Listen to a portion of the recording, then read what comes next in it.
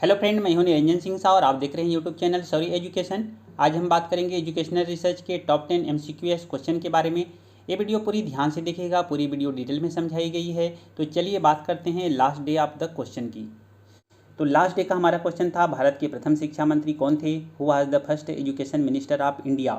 Free India guys. तो इस question का आंसर है फ्रेंड ऑप्शन नंबर सी, मौलाना अबुल कलाम आज़ाद थे। देन वर्तमान में शिक्षा मंत्री कौन है फ्रेंड? देन वर्तमान में शिक्षा मंत्री धर्मेंद्र प्रधान जी हैं, जो पूर्व में क्या थे? पेट्रोलियम मंत्रालय के पेट्रोलियम मंत्री थे। देन इससे पहले कौन? रमेश पोखरियाल निशंक कौन थे फिर? रमेश पोखरियाल निशंक शिक्षा मंत्री, धर्मेंद्र प्रधान अभी वर्तमान शिक्षा मंत्री धर्मेंद्र प्रधान से जी से पूर्व के शिक्षा मंत्री थे।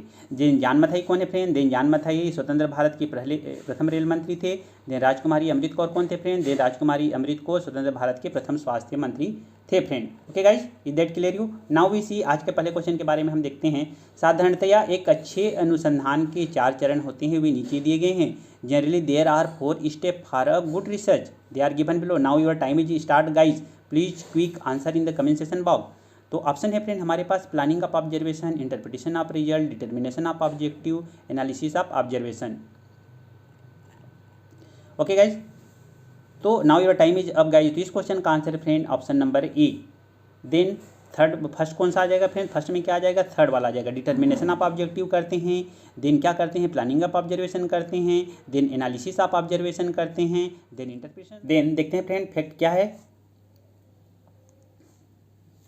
अनुसंधान के चरण, स्टेप्स ऑफ रिसर्च, उद्देश्य समस्या का निर्माण, डिटर्मिनेशन ऑफ ऑब्जेक्टिव, देन देखेंगे friend review related of literature करते हैं friend, then hypothesis, then research design, then collection of data and observation, then analysis of data and observation, then क्या देखते हैं friend? Assessment of hypothesis, then generalisation और interpretation of result, then research report writing. तो ये जो red colour में है friend, determination of objective, collection of data and observation, analysis of data observation, then generalisation और इंटरप्रिटेशन ऑफ रिजल्ट, इनको हमने question के अकॉर्डिंग असेंडिंग ऑर्डर में अरेंज किया। तो these are generally the basic steps of research guys.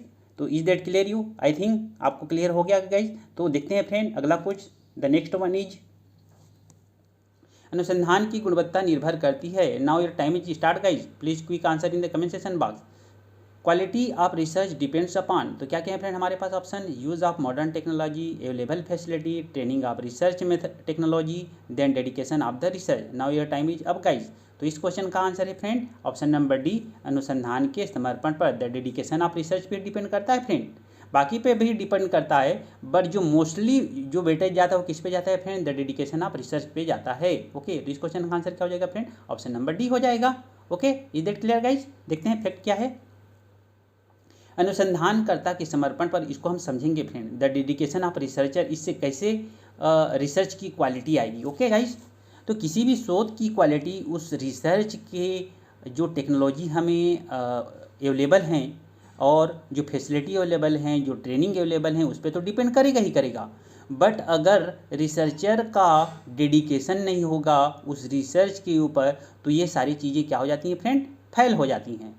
तो is that clear you guys? Okay, I think आपको समझ में आ गया होगा। तो एक गुणवत्ता शोध पुट आउट के लिए क्या के लिए लक्ष्य रखिए, एक शोध का प्रेरक होता है friend, according to professor HK Singh के अनुसार।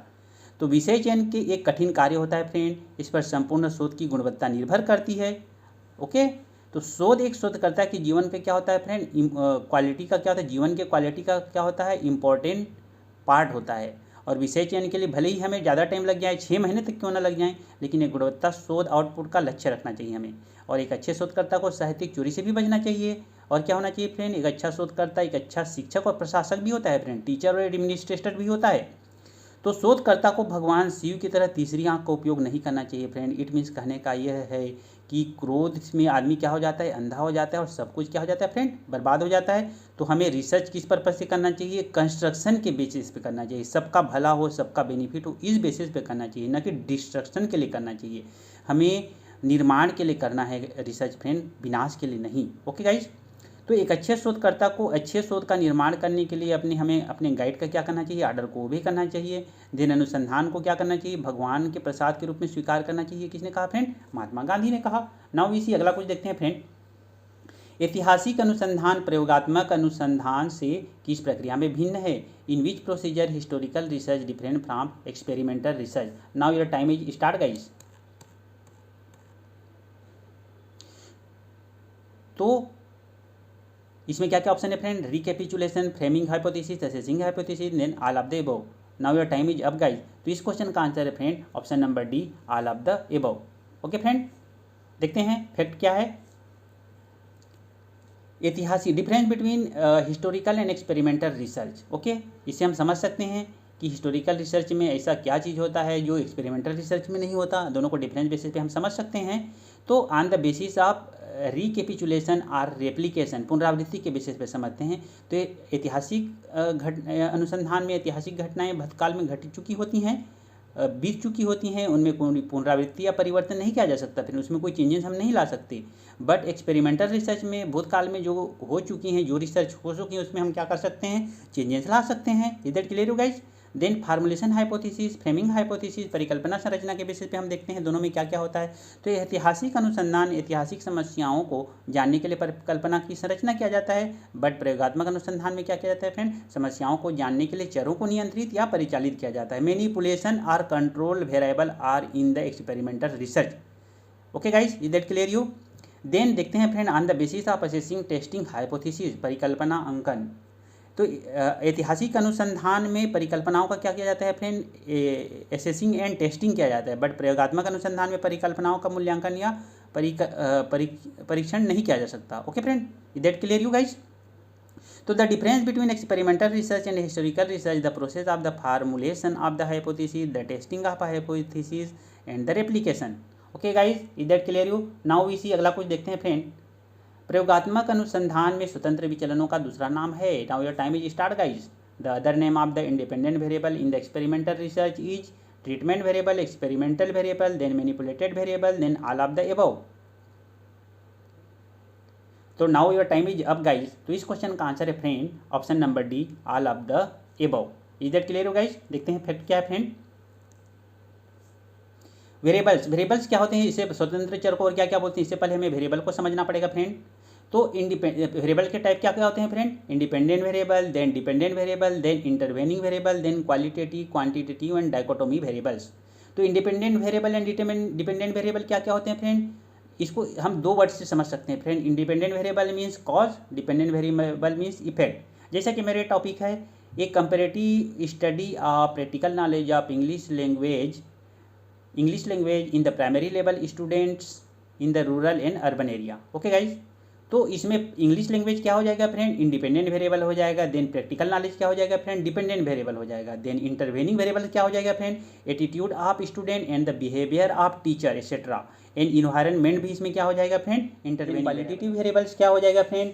Variable that are not measurement variables. Okay guys, जिसको हम मेजर नहीं कर सकते हैं वो क्या हो जाता है? हमारा क्वालिटेटिव वेरिएबल हो जाता है। एडजेक्टिव फ्रेंड, किसी का एडजेक्टिव बताना, जैसे कि hair colour, religion, political parties, professions, ये क्या होते हैं फ्रेंड? क्वालिटी होते हैं। तो वे चर जो माप चर नहीं हैं, उनके मूल्य मापने या गिनने के परिणाम स्वरूप नहीं होते हैं, हम उसे क्या बोलते हैं? क्वालिटेटिव वेरिएबल्स बोलते हैं। देन क्वांटिटेटिव वेरिएबल्स क्या हो जाएंगे फ्रेंड?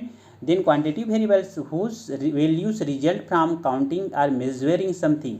तो मात्रात्मक चर वे चर जिनका मान किसी चीज़ को गिनने या मापने के परिणाम स्वरूप होता है। तो फॉर द एग्जाम्पल क्या समझेंगे हम friend? Height, weight, time in the 100 yards, days, number of items sold to shopper.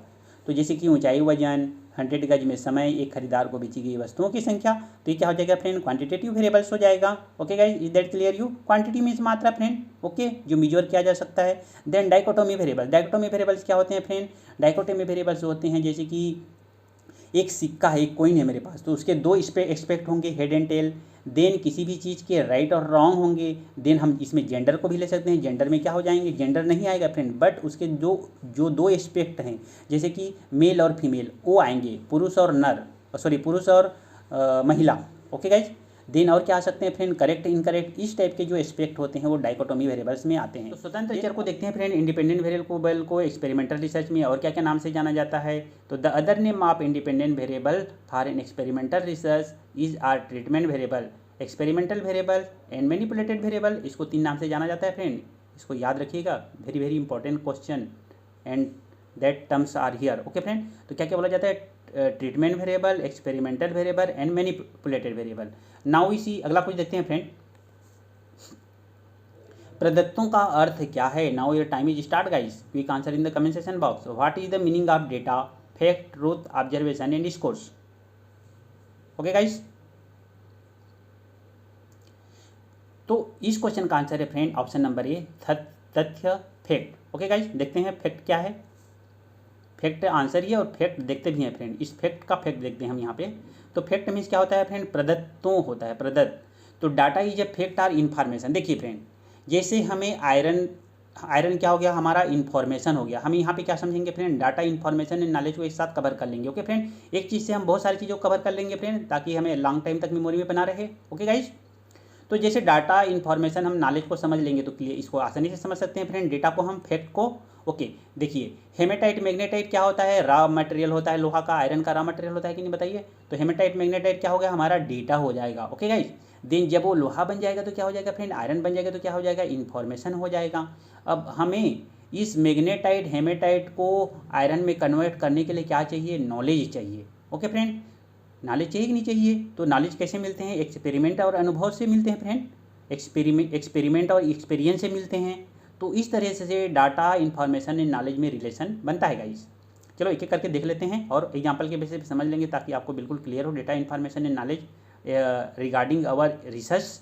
Okay friend, तो data is a fact or information. Data एक असंगठित रॉ फैक्ट आर फिगर्स होते हैं, जो क्या होते हैं फ्रेंड, यूजलेस होते हैं। जैसे कि मैंने हेमेटाइट, मैग्नेटाइट का एग्जांपल दिया ना, ये यूजलेस होते हैं कि नहीं बताइए। जब लोहा बन जाता है तब यूजफुल हो जाता है। तो ये यूजलेस क्या होता है फ्रेंड, डेटा होता है। बट यूजफुल क्या होता है फ्रेंड, इन्फॉर्मेशन हो जाता है। और यूजलेस और यूजफुल को हम करने के लिए क्या चाहिए, नॉलेज चाहिए। इस तरह से इनके बीच में डेटा, इन्फॉर्मेशन और नॉलेज का रिलेशन बनता है। ओके गाइज, तो जिन्हें प्रोसेस करने की आवश्यकता होती है, बिना प्रोसेस के डेटा मनुष्यों के लिए क्या होता है फ्रेंड, यूजलेस होता है। डेटा और सूचना में क्या डिफरेंस है friend, what are the difference between data and information. तो दोनों को कभी कभी गलती से एक दूसरे के स्थान पर इस्तेमाल कर दिया जाता है, पर यहाँ पर हम डेटा, इन्फॉर्मेशन के साथ साथ नॉलेज को भी समझ लेंगे। अभी आप सभी लोग क्या कर रहे हैं, सिनॉप्सिस या डिस्सर्टेशन बना रहे होंगे। तो इसके लिए आपने किसी बुक की किसी वेबसाइट या गाइड की मदद ली होगी फ्रेंड, अपने टीचर की मदद ली होंगी हमने। तो डेटा क्या होता है फ्रेंड, तो ये बुक या वेबसाइट का एक डेटा है फ्रेंड, मगर उस बुक और वेबसाइट ने कहीं से इसका रेफरेंस लिया होगा, तो उनकी नज़र में रेफरेंस क्या है, एक डेटा है। देन इन्फॉर्मेशन क्या हो गया, जिसका उपयोग करके आपने कई सारी इन्फॉर्मेशन निकाली, सूचना निकाली। इस प्रकार इन्फॉर्मेशन डेटा का एक समूह होता है फ्रेंड। तो जब किसी डेटा को प्रोसेस करके मीनिंगफुल जानकारी निकाली जाती है, तब उस मीनिंगफुल जानकारी को हम इन्फॉर्मेशन कहते हैं। जैसे कि बाय द एग्जांपल, हमारे पास एक टाइम टेबल है, हमें कहाँ से कहाँ तक जाना है। मान लो हमें रायपुर से कलकत्ता जाना है। ओके, तो हमें ट्रेन का इन्फॉर्मेशन चाहिए, कितने टाइम पे ट्रेन आएगी, कितने टाइम पे ट्रेन पहुँचेगी, इन सारी चीज़ों का इन्फॉर्मेशन चाहिए। ओके गाइज, तो ये हमें इन्फॉर्मेशन कहाँ मिलेगा, एक ट्रेन के टाइम टेबल बुक में मिलेगा। और उस ट्रेन के टाइम टेबल बुक में जितने भी सारी चीज़ें एंट्री होंगी, जैसे कि नंबर हो गया, वर्ड हो गया, ओके फ्रेंड, ट्रेन का नेम हो गया, ट्रेन का नंबर हो गया, कितने टाइम पे आएगी, सब डेटा इंटर करेंगे तभी तो पता चलेगा फ्रेंड। तो ये क्या हो गया, जो डेटा उसमें सारी चीज़ें डाले हुए हैं, 12:30 पे यहाँ से जाएगा, 6 o'clock इवनिंग में वहाँ पहुँचेगा, ये सब क्या है, डेटा है, वहाँ पे इंटर किया गया। ग्रुप ऑफ डेटा को क्या बोल देते हैं फ्रेंड, इन्फॉर्मेशन बोल देते हैं। और जो डेटा होता है वो क्या होता है, रॉ मटेरियल होता है। ओके, और जब वो यूज़फुल बन गया, हमें जानकारी दे दिया, सब मिलके हमारे को क्या बताएंगे कि ये ट्रेन यहाँ से इतने बजे निकलती है, इस ट्रेन का नाम है और इतने बजे कलकत्ता पहुँचेगी। सारी चीज़ें को हमारी जब पता लग जाएगा तो क्या हो जाएगा, यूज़फुल हो गया हमारे लिए, और वो क्या बन जाएगा, इन्फॉर्मेशन बन जाएगा। तो इस तरीके से हम डेटा, इन्फॉर्मेशन को समझ सकते हैं फ्रेंड। देन नॉलेज क्या हो जाता है फ्रेंड, किसी व्यक्ति का अंतर्दृष्टि, अनुभव और जानकारियों का संग्रह है, जो उस व्यक्ति को भविष्य में आने वाली प्रॉब्लम को क्या करता है, सॉल्व करने में मदद करता है। तो हर व्यक्ति का नॉलेज, बिहेवियर, सब एक्सपेरिमेंट सब डिफरेंट आर फ्रेंड। ओके, तो नाउ वी सी, अगला कुछ देखते हैं फ्रेंड। हाँ दोस्तों, अगर वीडियो पसंद आ रही है फ्रेंड तो लाइक जरूर कीजिएगा और अपने सारे दोस्तों को शेयर कीजिएगा फ्रेंड। चलिए अगला कुछ देखते हैं फ्रेंड। सर्वेक्षण विधि क्या है, what is the survey method. Now your time is start guys, quick answer in the comment section box. तो हमारे पास ऑप्शन है friend, what is the survey method. तो लेबोरेटरी, हमारे पास ऑप्शन है laboratory experiment, field experiment, field study, then historical method. तो now your time is up guys. तो इस क्वेश्चन का आंसर है friend option number C, field study. देखते हैं फ्रेंड, फैक्ट क्या है, क्षेत्र अध्ययन, फील्ड स्टडी, सर्वेक्षण से तात्पर्य ऐसे अध्ययन से है फ्रेंड जिसमें कि अनुसंधानकर्ता किसी विशेष स्थान पर किसी पर्टिकुलर स्पेशल प्लेस पे जाके वहाँ के कंडीशन सिचुएशन से रिलेटेड वहाँ का इंफॉर्मेशन को कलेक्ट करता है। जैसे फॉर एग्जाम्पल स्कूल का सर्वेक्षण। ओके फ्रेंड, स्कूलों का क्या होता है? सर्वेक्षण होता है, सर्वे होता है, सर्वे ऑफ द स्कूल।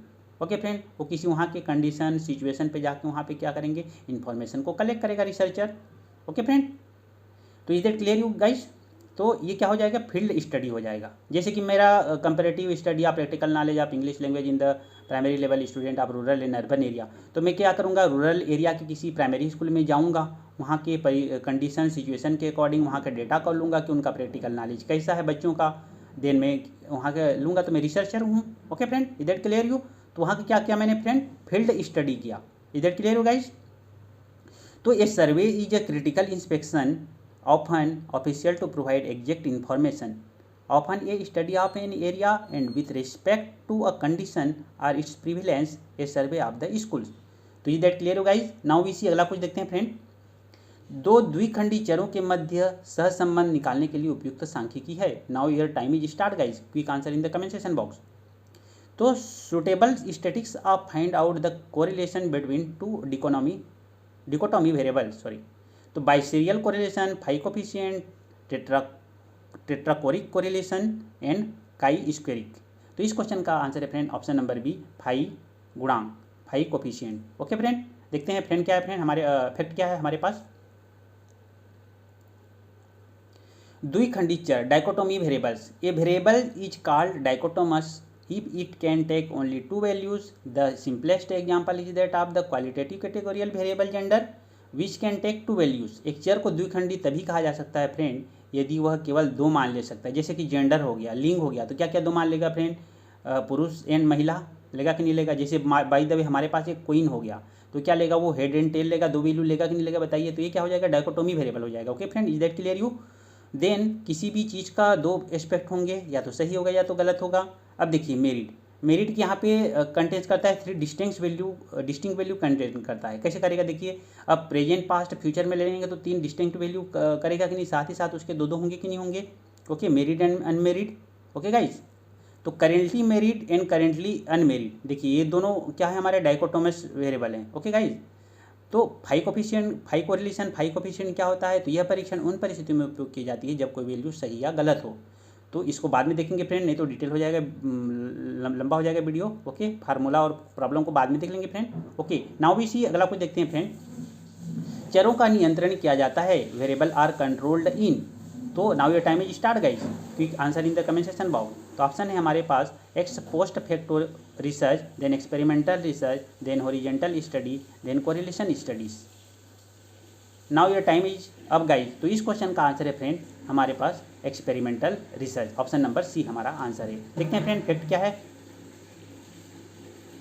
प्रयोगात्मक अनुसंधान, एक्सपेरिमेंटल रिसर्च। प्रयोगात्मक अनुसंधान ऐसे शोध को कहा जाता है जिसमें कुछ चरों को नियंत्रित किया जाता है, कुछ चर को क्या किया जाता है? मैनिपुलेट किया जाता है, कुछ को कंट्रोल किया जाता है, तथा दूसरे चरों पर इफेक्ट पड़ने वाले का स्टडी किया जाता है। ओके फ्रेंड, तो एक्सपेरिमेंटल रिसर्च का कॉन्सेप्ट यह है फ्रेंड कि यदि दो कंडीशन किसी हर एक एंगल से क्या हो? सेम हो, बट उनमें किसी न किसी एक परिस्थिति में किसी एलिमेंट को मैनिपुलेट किया जाता है, इंक्रीज किया जाता है, डिक्रीज किया जाता है, तो वो परिस्थिति के में आने वाला अंतर उसी तत्व के जोड़ने या घटाने के कारण होता है। Okay friend, is that clear you? Now we see अगला कुछ देखते हैं friend. After that we will discuss about अप्रचालिक परीक्षण किसके लिए उपयोगी है। Now your time is start guys.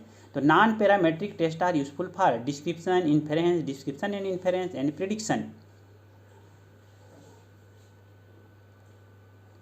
Okay friend, your time is up. तो इस क्वेश्चन का आंसर है फ्रेंड ऑप्शन नंबर सी, वर्णन और अनुमान, description and inference. Okay friend, देखते हैं फैक्ट क्या है। अप्रचालित परीक्षण, नॉन पैरामेट्रिक टेस्ट। अप्रचालित परीक्षण या नॉन पैरामेट्रिक परीक्षण में वर्णनात्मक आंकड़े और सांख्यिकी अनुमान दोनों शामिल होते हैं फ्रेंड। क्या होते हैं? डिस्क्रिप्टिव और इन्फेरेंस दोनों को इंक्लूड किया जाता है। ओके गाइज, तो गैर पैरामेट्रिक या नॉन पैरामेट्रिक टेस्टिंग का उपयोग अक्सर तब किया जाता है जब पैरामेट्रिक परीक्षणों की मान्यताओं का क्या किया जाता है? उल्लंघन किया जाता है। Non parametric statics includes both descriptive statics and statistical inference. Okay friend, descriptive और इन्फेरेंस दोनों होते हैं। इधर क्लियर हो गाइस नॉन पैरामेट्रिक टेस्ट में। तो जैसा कि जब हम किसी स्त्री को बीच में पहने हुए देखते हैं, देखिए अब टो का भी एक रिंग होता है फ्रेंड और फिंगर का भी एक रिंग होता है। ओके गाइज, तो पैर की उंगली का भी रिंग होता है, उसको हम क्या बोलते हैं, एक बिछुआ बोलते हैं, एक ऑर्नामेंट होता है फ्रेंड इंडियन महिलाओं का, इंडियन लेडीज़ का। या उसकी मांग में क्या होता है, एक सिंदूर देखते हैं, तो हम क्या लगाते हैं, इन्फ्रेंस लगाते हैं, अनुमान लगाते हैं कि वह स्त्री विवाहित है, और हमने ये वर्णन कर दिया कि वह विवाहित है, तो क्या हो गया, डिस्क्रिप्टिव हो गया friend. Now we see after that we will discuss about वैयक्तिक अध्ययन पद्धति की विशेषता है। नाउ ये टाइम इज स्टार्ट गाइज। तो characteristics of a case study method is, हमारे पास ऑप्शन है friend critical study, root study, complex study, deep study.